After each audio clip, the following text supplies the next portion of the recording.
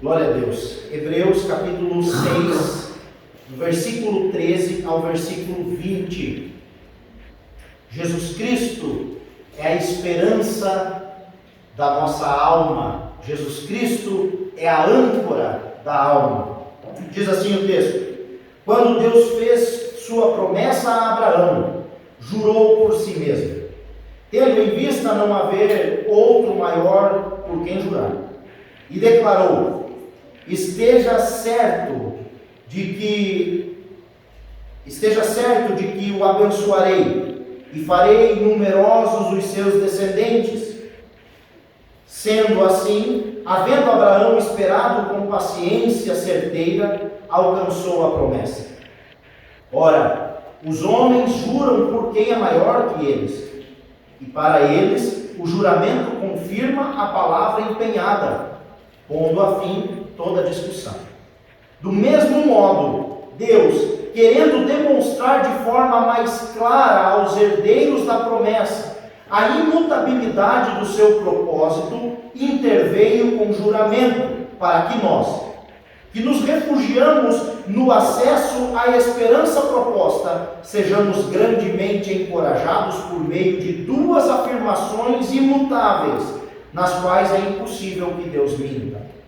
Essa esperança é para nós como âncora da alma, firme e segura, a qual tem pleno acesso ao santuário interior por trás do véu, onde Jesus adentrou por nós como precursor, tornando-se sumo sacerdote para sempre, segundo a ordem de Melquisedeque. Oremos. Pai bendito e amado, na tua presença nós estamos e diante da tua palavra estamos. Tua palavra que é inerrante, tua palavra que é fiel, tua palavra que é eterna, tua palavra que é indestrutível, tudo passa exceto a tua palavra. Clamamos ao Espírito Santo de Deus que traga a iluminação ao nosso entendimento, para que diante da tua palavra nós venhamos ser libertos dos nossos traumas, aflições, anseios e medos. Assim oramos no nome de Jesus Cristo. Amém. Amém. Jesus Cristo, a âncora da alma. Esse é o título desse sermão. Jesus Cristo, a âncora da nossa alma. Meus queridos irmãos, não é novidade para ninguém que a vida ela é formada por vários momentos, inúmeros momentos. E a nossa vida ela é composta não só por momentos felizes e agradáveis, mas também na nossa vida surgem momentos tristes e desagradáveis. Às vezes nós pensamos que são momentos desnecessários, mas nada disso. A palavra do Senhor nos garante que todas as coisas cooperam para o bem daqueles que amam a Deus. Então, inclusive os momentos que nós julgamos desnecessários, porque são momentos de dor e sofrimento, são sim necessários para nos mostrar algo importantíssimo. Aonde está a nossa esperança? Em quem está firmada a nossa esperança? As lágrimas no decorrer da vida e os sofrimentos muitas vezes são capazes de começar a drenar de nós algo que é vital, que se chama esperança. Um ser humano sem esperança é um morto-vivo. É alguém que vegeta pelo mundo. É alguém que anda no automático. A esperança, ela está intimamente ligada com o ser pessoal e racional que Deus criou para que eu e você fôssemos. Um ser humano sem esperança é alguém que não vive plenamente a vida que o Senhor tem para nós. Diante dessas situações, das mais adversas possíveis, não são raras as vezes que nós nos pegamos sem esperança.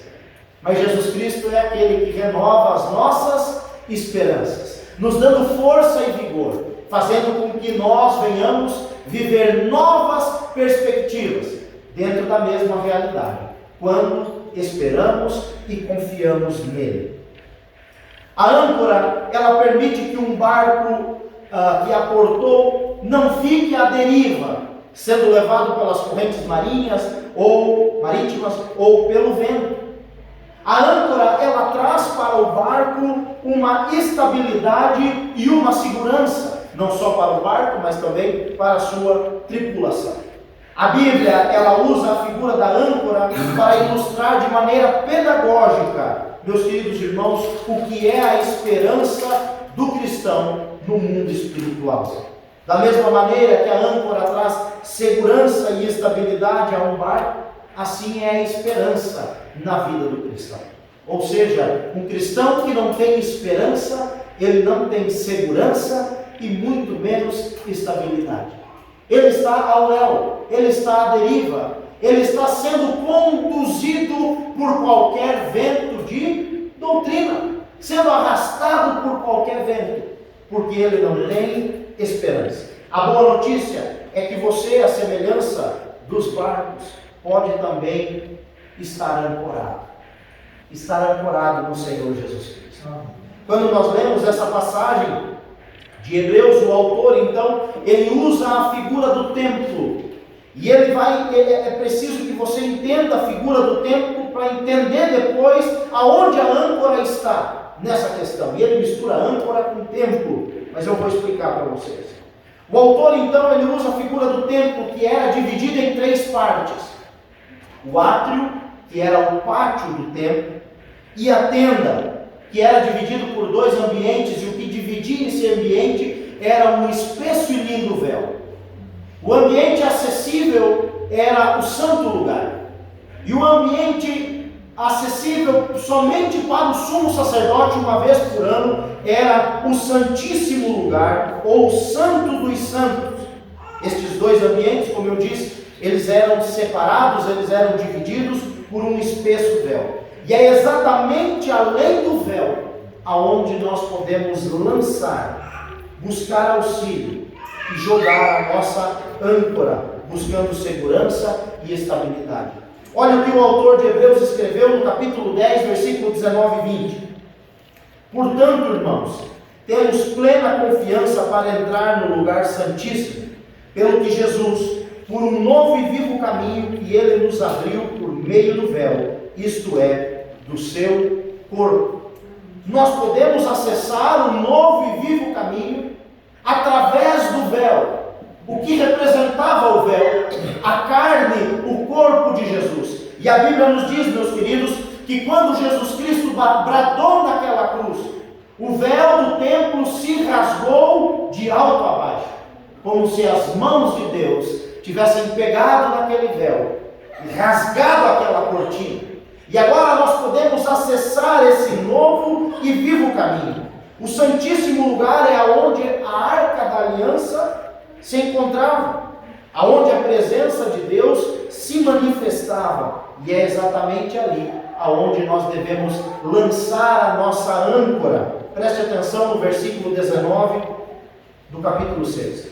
Essa esperança é para nós como âncora da alma, firme e segura, a qual tem pleno acesso ao santuário por atrás do véu. Essa esperança é para nós como âncora da alma, firme e segura, a qual tem pleno acesso ao santuário interior por trás do véu. Nós podemos depositar a nossa esperança além do véu, além da religiosidade.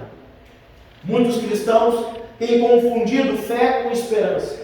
E eu já preguei aqui na igreja sobre isso. E disse que a fé, apesar de parecer muito com esperança, ela tem diferença.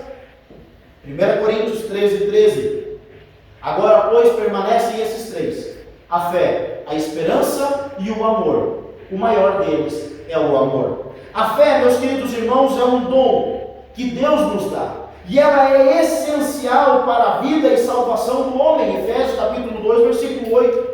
Sem fé, a Bíblia diz lá em Hebreus 11:6, que é impossível agradar a Deus. No mesmo capítulo, a fé é a certeza das coisas que se esperam e a convicção de fatos que ainda não se veem. A fé está relacionada com o presente, em trazer à existência aquilo que não existe para o presente momento. Pastor, como isso? A mulher do fluxo de sangue, por exemplo.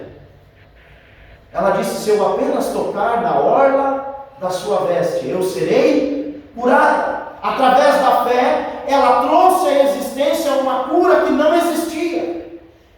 O cego no caminho em Jericó, e quanto mais o repreendiam, mais ele gritava: Jesus, filho de Davi, tem compaixão de mim, porque ele sabia que Jesus poderia dar-lhe a visão que ele queria tanto. A fé é o gatilho do milagre. Ela traz à existência aquilo que não existe. A fé está relacionada com o presente.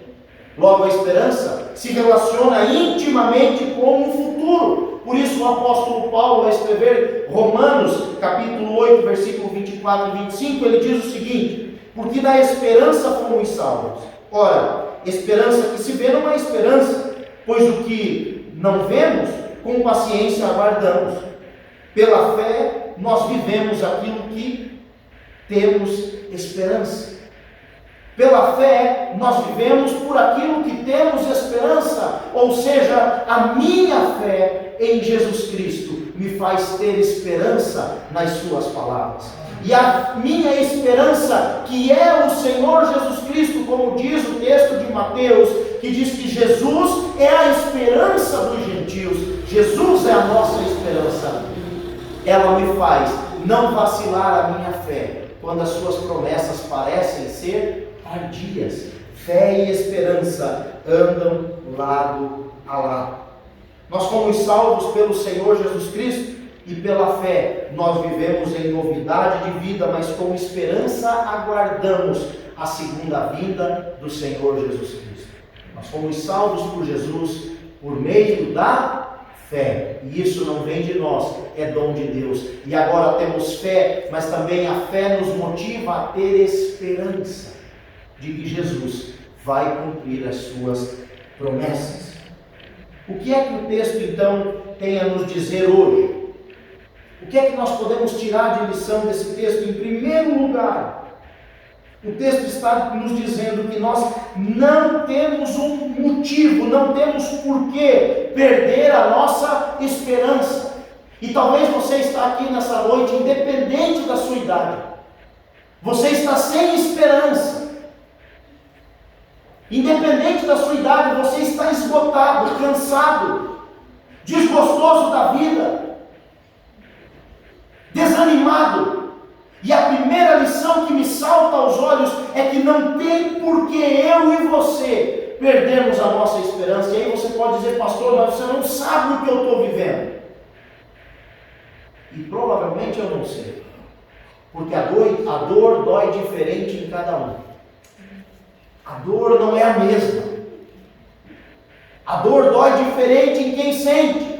Mas eu posso garantir para você que isso, essa dor, essa aflição, essa situação, ela não é capaz de furtar a sua esperança, e você não tem motivos para perdê-la. Por quê? Versículo do 13 ao 15 que nós lemos.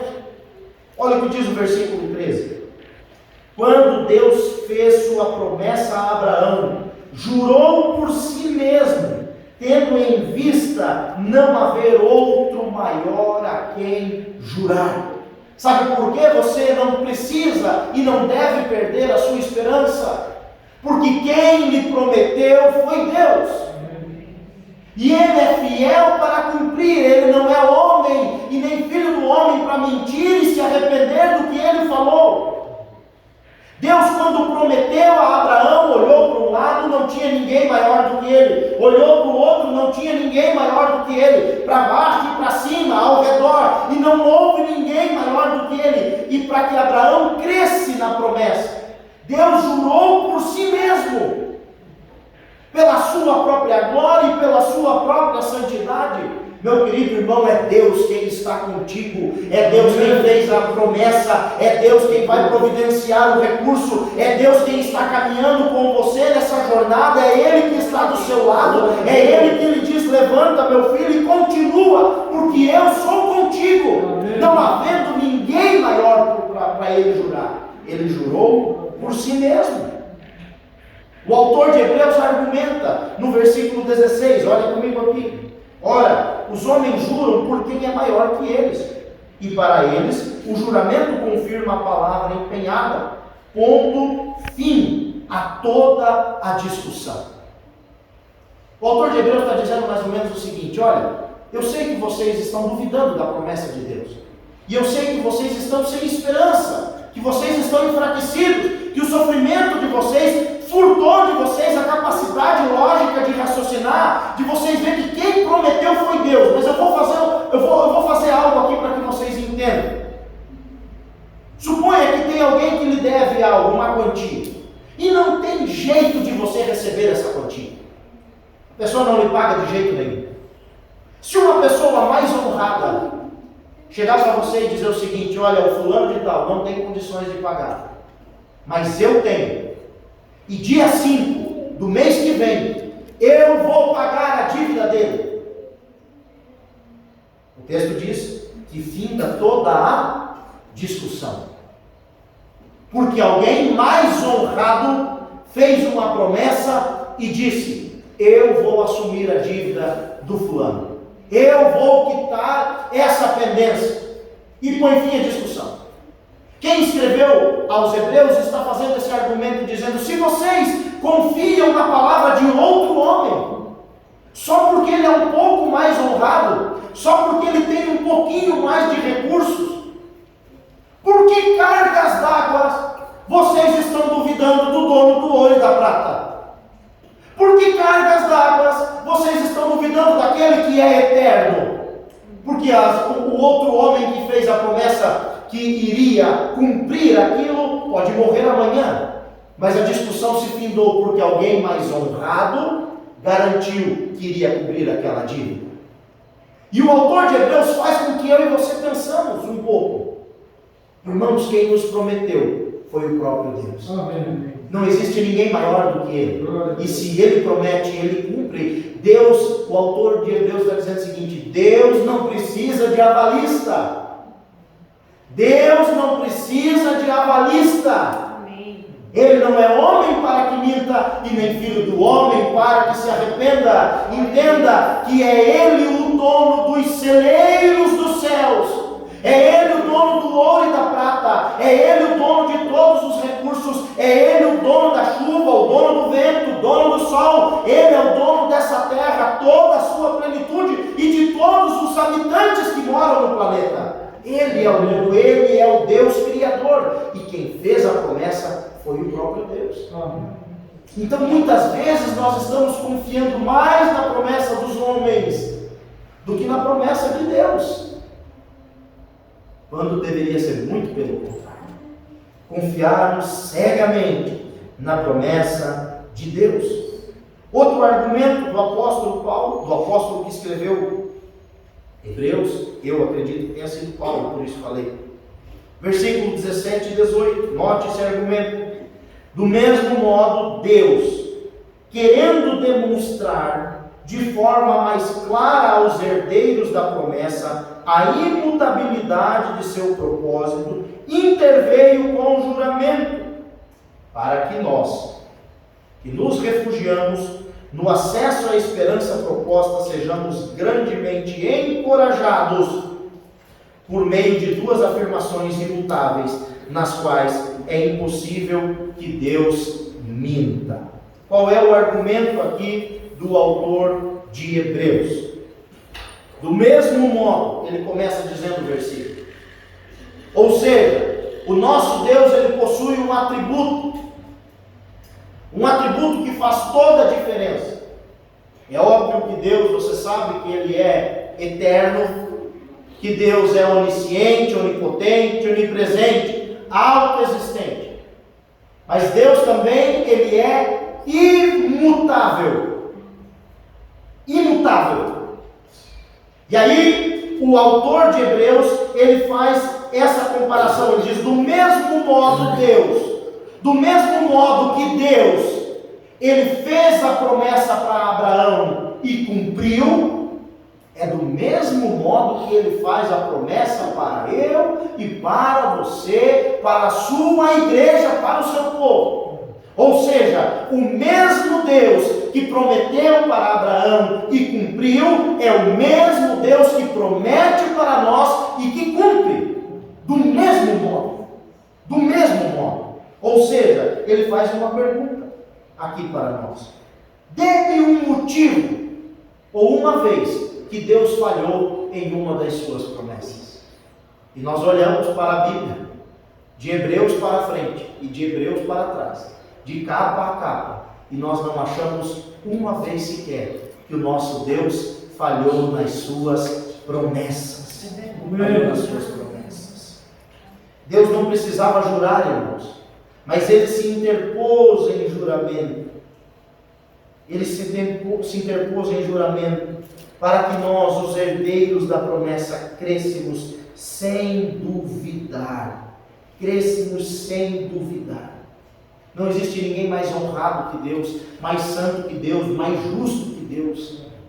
Mas ele se interpôs em juramento para que eu e você pudéssemos crer sem duvidar. Crer sem duvidar.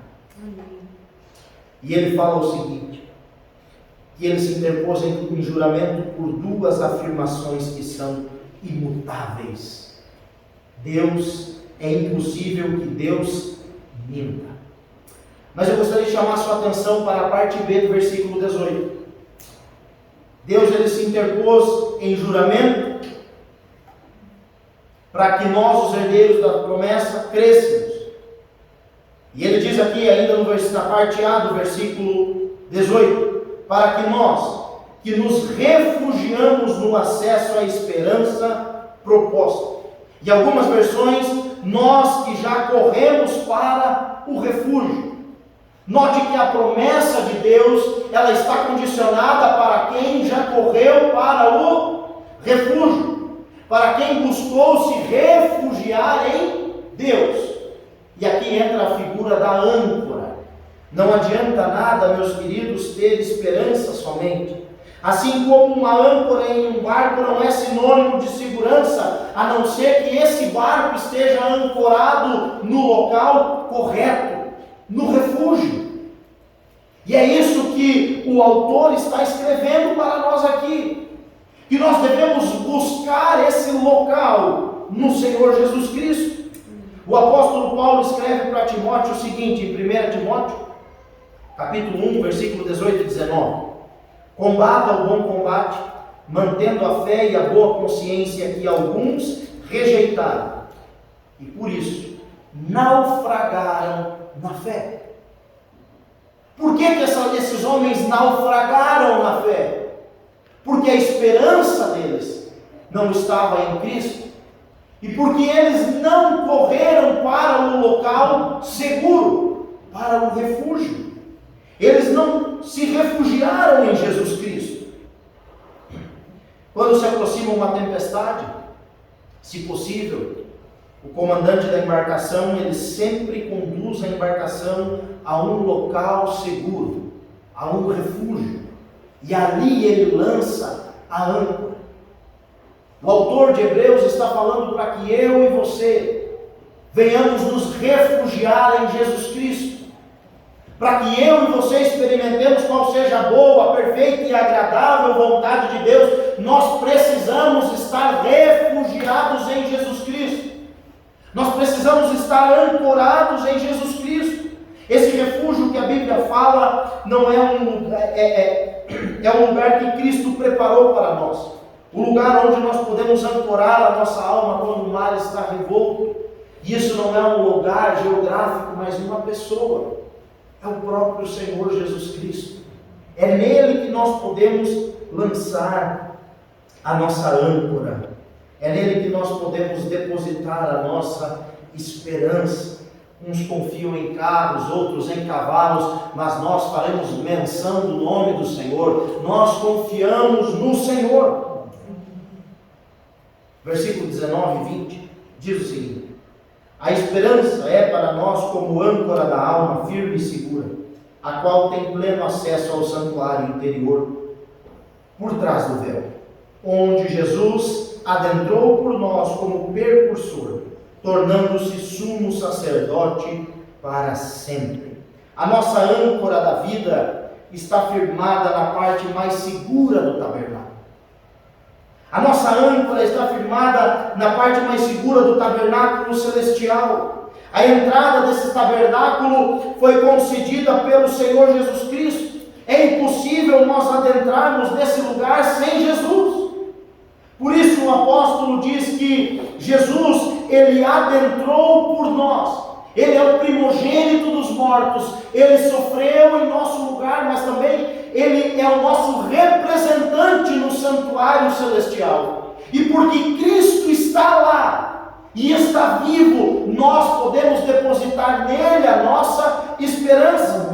Note que nós não lançamos a nossa âncora sobre a areia da superfície, mas nós lançamos a nossa âncora na rocha eterna, que é Jesus Cristo.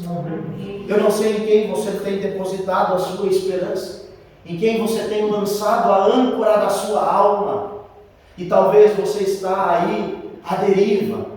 Saiba que Jesus Cristo tem um lugar específico para você lançar a sua esperança, que é nele mesmo.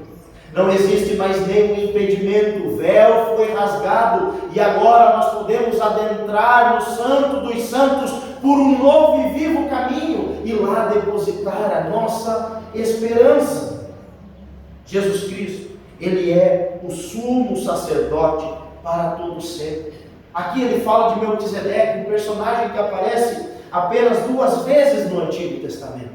E mesmo sendo um personagem um pouco complicado e misterioso, Melquisedeque foi rei e sacerdote.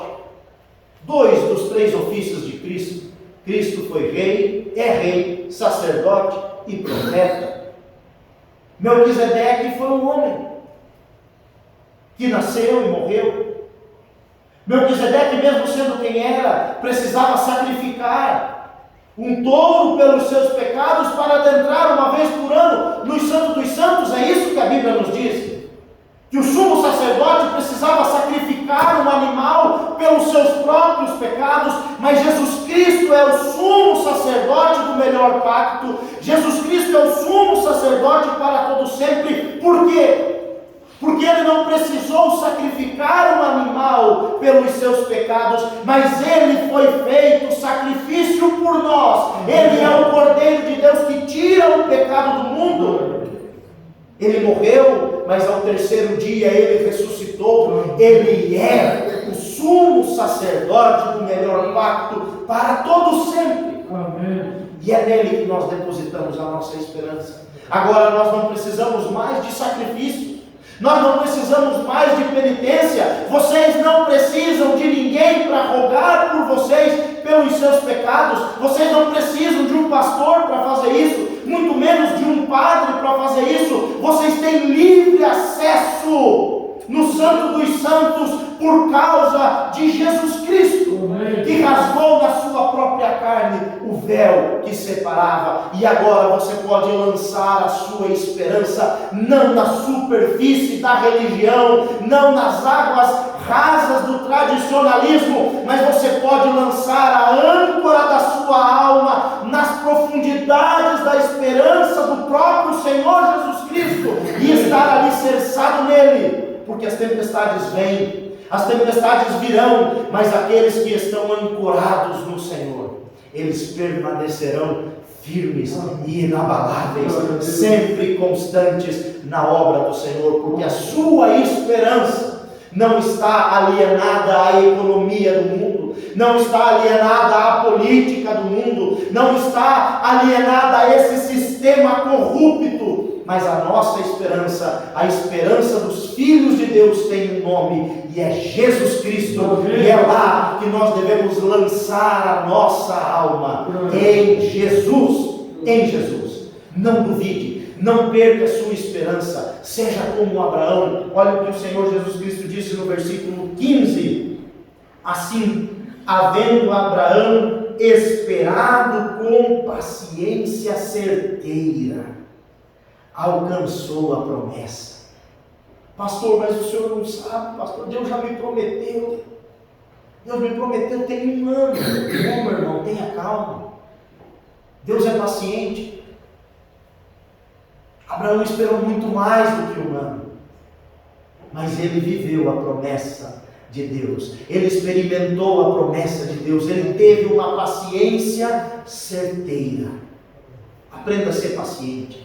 Faça como fez o salmista que disse: esperei com paciência pelo Senhor, e ele se inclinou para mim e ouviu o meu clamor, tirou-me de um charco de lodo e colocou-me sobre uma rocha firme e um cântico nos meus lábios.